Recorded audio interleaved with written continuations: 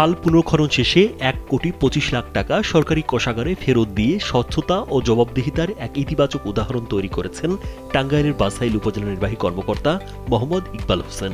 উপজেলার হাবলা উত্তরপাড়া থেকে আরোহা জীবনেশ্বর হয়ে ৬০০ বিল পর্যন্ত সুন্দরী বাইক খাল পুনর্খননের জন্য বরাদ্দ দেওয়া হয়েছিল ১,৪২,৫২,৭০৮ টাকা। প্রকল্পের আওতায় ৪.২ কিলোমিটার খাল পুনর্খননের পরিকল্পনা থাকলেও নির্ধারিত গুণগত মান বজায় রেখে ১.৬ কিলোমিটার কাজ শেষ করার পর ১,২৫,৪২,৯৭৬ টাকা অবশিষ্ট থেকে যায়। পরে সরকারি বিধি মেনে পুরো অর্থ সরকারি কোষাগারে জমা দেওয়া হয়। খাল খনন কর্মসূচি যে চলছে এটি মাননীয় প্রধানমন্ত্রীর অগ্রাধিকারমূলক প্রকল্প।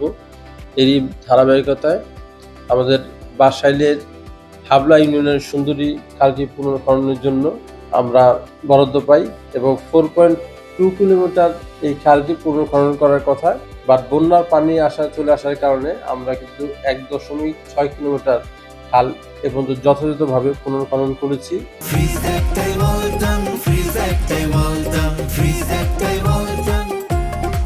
বাস্তবায়ন করতে গিয়ে আমরা চেষ্টা করেছি সরকারি অর্থে সর্বোচ্চ সাশ্রয় করার।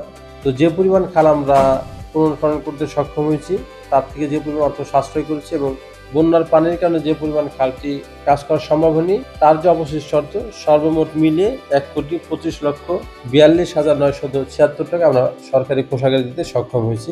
শুধু খাল খননেই সীমাবদ্ধ থাকেনি উদ্যোগটি। পরিবেশের ভারসাম্য রক্ষা এবং জলাধার সংরক্ষণের জন্য খালের দুই পাড়ে রোপণ করা হয়েছে ১০০টি বিভিন্ন প্রজাতির গাছের চারা। ফলে প্রকল্পটি একদিকে যেমন পানি নিষ্কাশনের সুফল পাবে, অন্যদিকে সবুজ পরিবেশ গড়তেও ভূমিকা রাখবে। এই কাজটা সম্পন্ন শেষ হইলে পরে তাহলে আমাদের গ্রামে সবাই যাতায়াত সুবিধা হতো।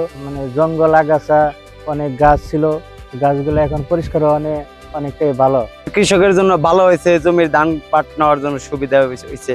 স্থানীয় চাষিরা জানান, দীর্ঘদিনের জলাবদ্ধতার সমস্যা তাদের কৃষিকাজে বড় বাধা হয়ে দাঁড়িয়েছিল। খাল পুনর্খননের ফলে এখন বৃষ্টির পানি সহজেই বের হয়ে যাচ্ছে। এতে সরিষা সহ অন্যান্য ফসল সময়মতো আবাদ করা সম্ভব হবে বলে জানান তারা। আগে একটা ফসল কষ্ট হতো আনতে, 3টা ফসল নিতে পারবো। আর ইন্ডিয়া যাতায়াতের জন্য জনগণের অনেক সুবিধা হয়েছে।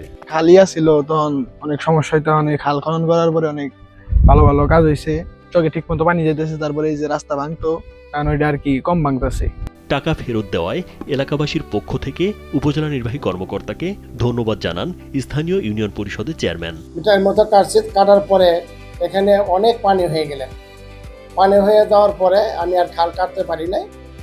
এই ১৬০০ মিটার কাজের পরে যতগুলো টাকা সরকারের আমি কাজ করতে পারি নাই, সেই অতিরিক্ত টাকাগুলো আমি সরকারে করে ফেরত দিয়েছি। আর যেটুক বাদ আছে এটুক সামনে যদি সরকার করে তাহলে জনগণের জন্য আরো বিশালভাবে উপকার হবে। পুরো প্রকল্প বাস্তবায়নে উপজেলা নির্বাহী কর্মকর্তার সঙ্গে সার্বক্ষণিক তদারকি করেন প্রকল্প বাস্তবায়ন কর্মকর্তা সাইফুল ইসলাম, উপজেলার প্রকৌশলী কাজী ফাত্তাউর রহমান এবং দায়িত্বপ্রাপ্ত ট্যাগ কর্মকর্তারা।